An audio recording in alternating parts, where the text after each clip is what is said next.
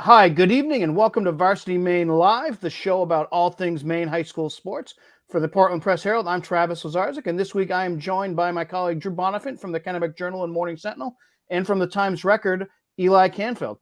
Our guest this week is the now in her 8th season as the field hockey coach at Mount Ararat High School. Prior to that, she spent 8 years at Coney, and she also serves on the Maine Field Hockey Association board.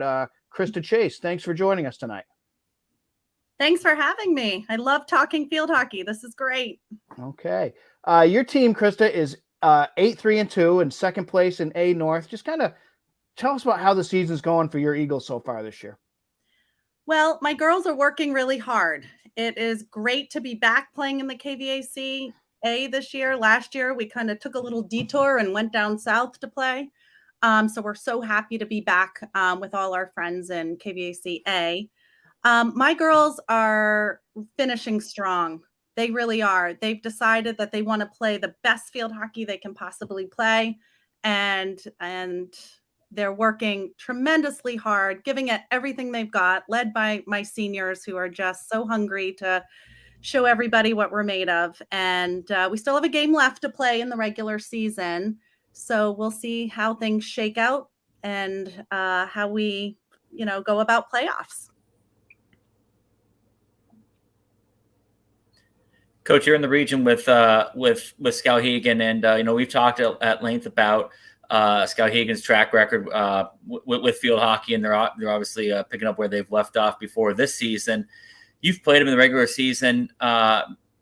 What makes them so good? What makes them so difficult to go up against? What do they do better than really than most any team out there? Coach Paula Dowdy.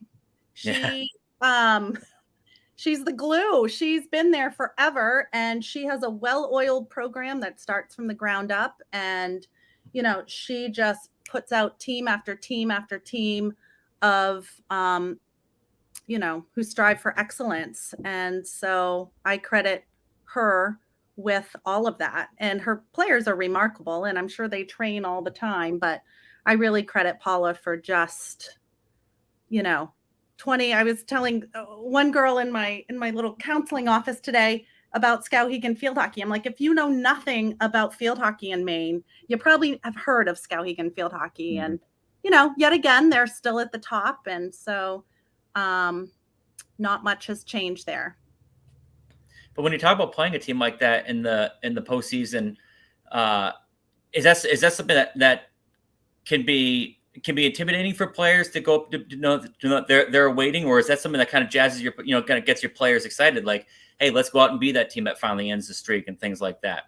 I think you have to really instill in your players that anything can happen on any given day. And if you work really hard and prepare well, you never know what might happen. And that, that's the beauty of sports, is the unpredictability of it all. If you look at our league, our KVACA this year, everybody has been playing really well. It's a really competitive year, and everybody's kind of beating everybody else. And really, anybody could end up in that final game.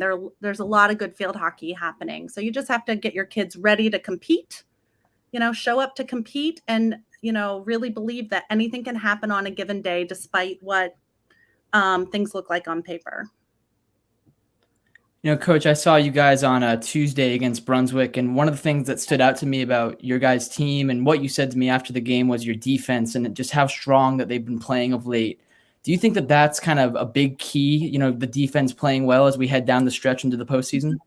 Yeah, my defense is on fire, and they are strong, and they are steady, and they are unrelenting in their defense of, it's been really, really great to see. We need the goal scorers, but goals are hard to get. You got to have that defense behind you that backs you up and really sets the tone for the game. Coach, a couple of weeks ago, we had Mary Beth Burgoyne on from Winslow High School, and we were talking about the fact that Maine is one of the few states that still has players wearing the goggles. Where do you fall in this issue? I love Mary Beth. She's one of my best buds in the coaching world, but I disagree with her on goggles. My preference is for goggles not to be worn. I think field hockey is so different than it was when I started coaching 21 years ago, and certainly when I was a player. The girls are way more skilled. We're playing on surfaces that are predominantly turf. I only played 2 games on grass this year. I would much rather see the face shields on penalty corners than goggles. I think penalties corners can be scary sometimes, and I'd much rather have one of the face shields that the college girls wear and that the girls wear when they play in their leagues in the off season. So I don't know. I also had an experience with one of my players that kind of traumatized me a few years back, where she collided with another player, went down, got up, fixed her goggles. A quick little self-start hit was awarded. The girl went right back into my player. And over 30 minutes, a healthy, vibrant girl deteriorated in front of my eyes. And it was probably the worst thing I've ever seen in sports or my life so far. So that personal experience holds with me as well. But, obviously I want the girls to be safe and healthy, and I rely on all the certainly will follow all the medical expertise, but my preference is for the goggles to be gone. Okay. Coach, I want to bring up a point you just talked about which was surfaces and, playing on turf. And we have a turf field that's opening up at the end of this week at Coney, and it's a big deal for the football team, but they're also going to be hosting the field hockey state championships there. So, as somebody who coached at Coney before, how exciting is it to see that field come into this area, and just how nice is it to see, after turf fields have become so prominent down south, to see the central Maine area starting to catch up in that regard. It's great. I am so thrilled for Coach Daigle and everybody at Coney. We were talking about it when I was there, and a long time, what seems like a long time ago now, but just so excited and wanting to get turf, and I think it's great. So Coney's hosting the state finals. Mount Ararat, with our beautiful new stadium, is hosting the regional north finals. So I think it's wonderful. I think Gardner, of course, is on their way to getting turf. So I think it's great. I think it's been a long time coming, especially for field hockey. Field hockey needs to be played on that type of surface, and we all know that as coaches. And I think it's more fun to watch, more fun to play, more fun to coach. And I'm glad everybody is, or almost everybody is moving in that direction. Coach, from my perspective this year, and maybe I'm wrong, so you can tell me if I am, but the games I've gone to, it seems like there's been a lot of low-scoring games. I've rarely seen, I don't know if I've been to a game where I've seen one team score more than 5 goals. So basically, I was just curious on your opinion on that. Do you agree that games seem to be lower scoring this year? And if so, why do you think that might be the case? I think we have fantastic defenses. I think we have some fantastic goalieing. I think games are just really, really competitive and back and forth. And I think all those are reasons why the games are pretty low scoring. We've won a lot this year, but usually by 1 goal, sometimes a couple more, but mostly by 1 goal. Games are really close, good competition. Everybody has really risen to the occasion. I think everybody's worked really hard to kind of get back on our regular playing schedule after the modified season last year. And it's competitive and it's great. Coach, we know that in your region in the North A, Skowhegan's won it for 2 decades straight now. They've won it more than any kid playing field hockey in the state's been alive. So you got a tough out there. But who in the South do you think could emerge and maybe be a contender for a state title? Oh, there was a great game in the South between Massabesic and Cheverus tonight. Talked to one of the coaches after. Biddeford, Scarborough, Cheverus, Massabesic. I think they're the contenders. Good, thanks. Yeah.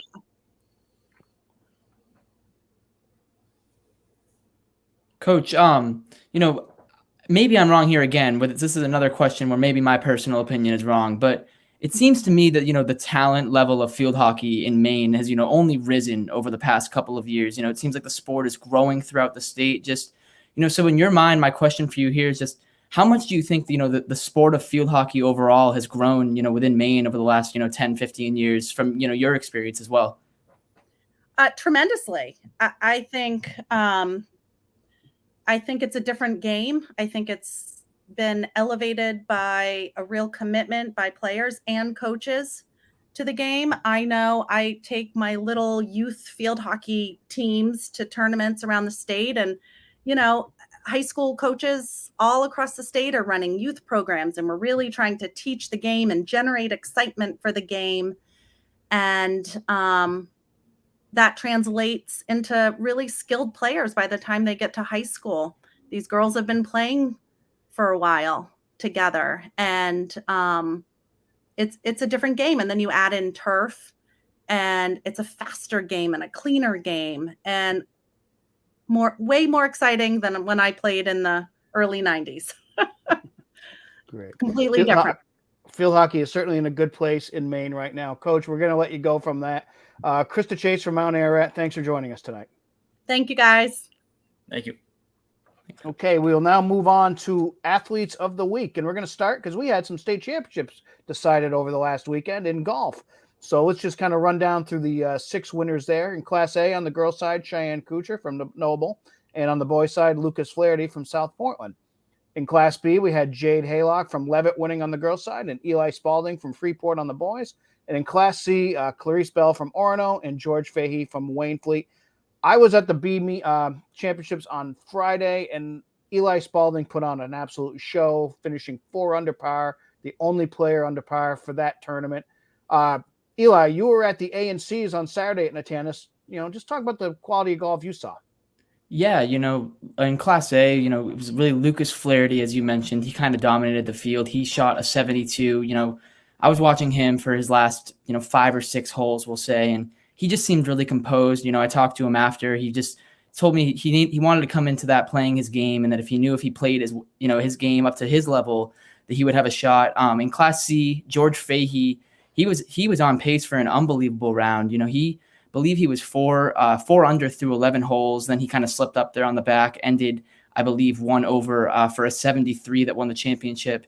He told me that after the match that he didn't really play his best down the last 6 holes, and that he felt fortunate to come away with a victory there. So, again, just that's also his second straight Class C individual state championship as well. So just another solid performance by George. And then on the girls' side, Cheyenne Kuchar of Noble, she shot an 85 that defeated Remy Levin of Bonnie Eagle. She was the runner-up with a score of 92. Cheyenne, similar to Lucas, just kind of came into the day thinking about playing her game and just keeping her composure. And then in Class C, we had Clarice Bell of Orono, shot a 90, and she also was one of the top scorers on Orono overall as a team. So just all-around good day of golf there on Saturday at Natanis for me. Definitely. Moving on, we had in football, Caden Thompson of Oak Hill. He ran for 233 yards and scored 4 touchdowns in the Raiders' 35-20 win over Poland. Winthrop field hockey player Julia Letourneau, she recorded 5 goals and 2 wins over Booth Bay, Wiscasset, 3 in a 10-0 win last Wednesday, and then 2 more in a 6-0 win on Monday. Monmouth boys soccer player Hayden Fletcher scored his 100th career goal in a 4-1 win over Oak Hill on Tuesday. Drew, you were at that game. What did you see out of Hayden? Yeah, that was that was an impressive showing, and it got him to 100 goals for and latest in his family to do that. His sister also got it with Audrey reached 111 goals for her career.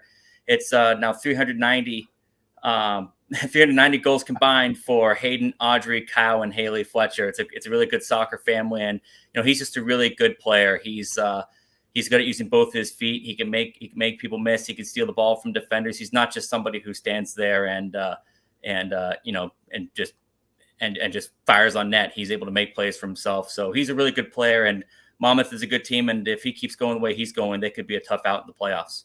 Sounds like the Fletchers might be the highest scoring family in state high school soccer history. If anyone knows another family with that many goals, just shoot one of us a tweet. Moving on to Peyton Bell of Edward Little in cross country. She ran the 2.03 mile course at the Mount Blue Relays in 13 minutes, 8 seconds. That was the fastest girls time by 20 seconds. Aiden Larrabee of Erskine Boys Soccer, he scored a pair of goals in a 2-1 win over Lincoln Academy. Amelia McKenney of NYA Waynflete Field Hockey, she scored a hat trick in a win over Sockabee Valley.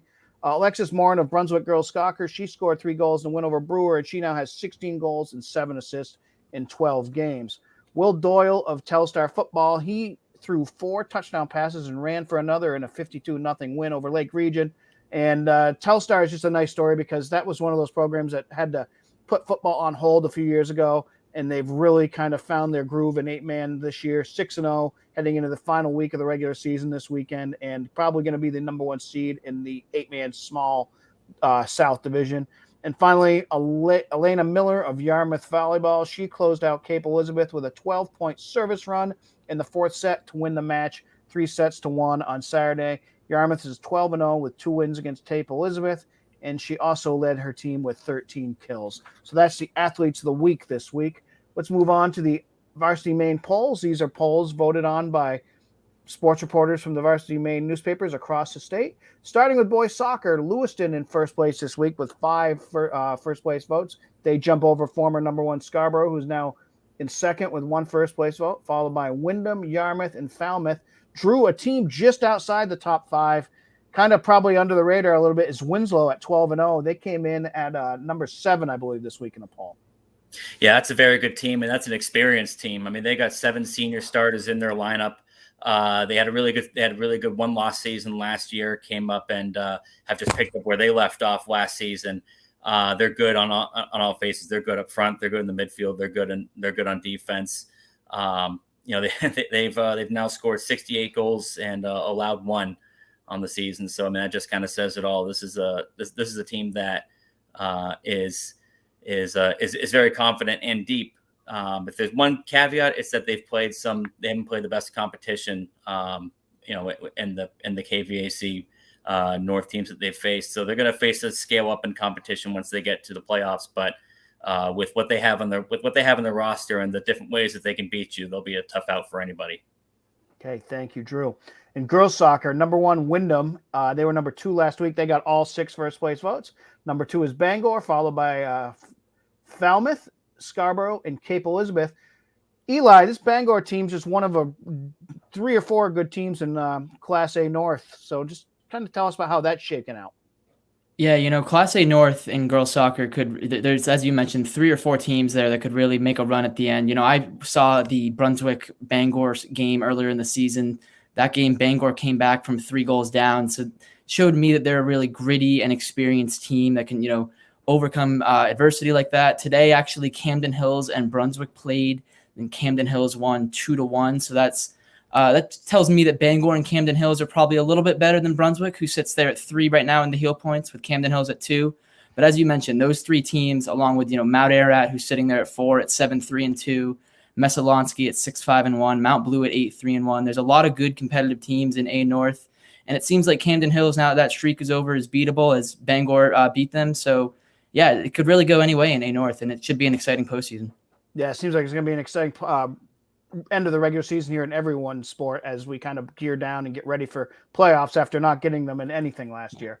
Moving on to the field hockey poll, Skowhegan again number 1 with 5 first place votes. Number 2, Chever, still getting that 1 first place vote, followed by Scarborough, York, and Lawrence. No changes there. And quickly moving on to football, number 1, Thornton Academy, all 7 first place votes again. Number 2, Oxford Hills. Number 3, Portland. Number 4, Bonnie Eagle. And they are tied at 4 with Wyndham now. This kind of is a good segue into the games of the week. This week's game of the century is Thornton Academy at Oxford Hills in Class A football. 1 versus number 2, both undefeated, both really rolling. I wrote down some stats here. Oxford Hills has 4 shutouts in 6 games. They haven't scored on since Bonnie Eagle scored a touchdown early in the first quarter a few games ago. So that's 11 straight quarters that the Vikings just haven't given up a point. Thornton Academy is averaging 47.5 points a game, and they put up 84 on a good Bangor team a few weeks ago. Oxford Hills is averaging just a little bit less, just under 45 points a game, and they scored 77 points last week in a 77-0 win over Massabesic. So if you got nothing going on tomorrow night, make the trip out to South Paris because this should be a really good game. Eli, what are some of the games coming up that you're looking forward to? Yeah, one game that I will actually be at tomorrow is a Waterville Morse 8-man football. Now that game should decide the top seed in the 8-man large North Division. Morse comes in at 5-1. Waterville is 4-1. This one should be a battle of two offenses. Morse has scored 302 points through their 6 games, while I think Waterville has scored 242 through their 5 games. One question mark coming into that game is Waterville. They have been without their quarterback, Liam Von Ozen. I spoke with Coach Isaac LeBlanc today, and he said that he's just getting better. So he was very vague on that. So we'll see if he's able to go. In boys soccer on Saturday, we have Camden Hills traveling to Lewiston. Those are the top 2 teams in Class A North. I saw Lewiston tie Brunswick earlier in the season. And of course, that same Camden Hills team beat Brunswick earlier today, as I mentioned. So that should be a great game. Could decide the number 1 seed in Class A North. And then just one other game I'm looking at next week in girls soccer is Brunswick and Mount Ararat. Of course, we know the rivalry there. Right. That's the final game of the regular season for both teams, and it could just determine some seeds in Class A North girls soccer. So those are 3 games I'm looking at in the upcoming few days here. Drew, how about you? I'm looking forward to the Lawrence Coney football game. It's going to be Saturday night, and as we talked about Coney getting its new field, this will be the first game on that new field. The founder for the field is coming up to be part of the moment. So it's going to be a cool occasion like that. But I'm really interested in the football, which is 2 teams that, the 2 and 3 teams in Class B North behind Wyndham vying for that number 2 spot. And there's a lot of good that comes with that. If you, with the way the playoffs are shaping up, that might mean that you get to avoid a Messalonski or a Falmouth Greeley, somebody who might be a little bit lower in the standings, but could be a really tough matchup on any given night with what they have offensively.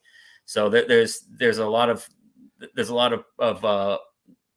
be gained with winning this game, and it's interesting to see how these 2 teams match up, because Coney, as we know, is a team that likes to run and throw, and Lawrence is more of that ground attack team. But both teams are dealing with some injuries right now. Both teams are trying to make do with some backups in key spots. So it's going to be interesting to see how that shakes up on Saturday night. Should be a fun time at Coney. They don't have to play at Messalonski anymore this year. That's right, and they're excited about that. I'm sure they are happy just to be changing their own locker rooms. Mm-hmm. All right, that's going to do it for this week on Varsity Maine Live. For Coach Chase, for Eli, for Drew, I'm Travis. Thanks for joining us.